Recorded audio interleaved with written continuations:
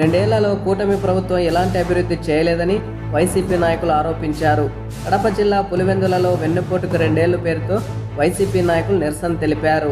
ఈ కార్యక్రమంలో YS Manohar Reddy, YS Madhusudan రెడ్డితో పాటు మాజీ మున్సిపల్ మార్కెట్ యార్డ్ చైర్మన్లు వరప్రసాద్ చిన్నప్పలు పాల్గొన్నారు.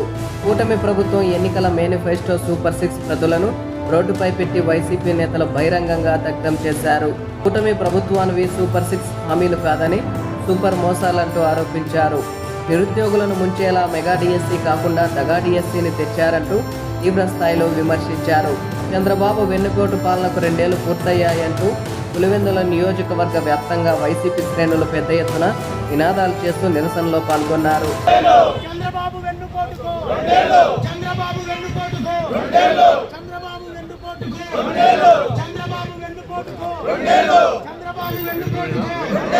అన్నదాత సుఖీభవ కాదు, అన్నదాత సుఖీభవ కాదు, అన్నదాత సుఖీభవ కాదు.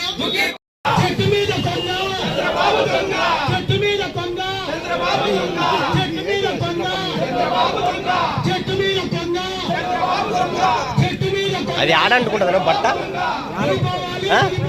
అనా అనా పెట్రోల్ వచ్చే కదా అయిపో దానికి వేయకుండా దీంట్లో వేసి దానికి లేకుండా కింద పోయినా మంచి ఆకారం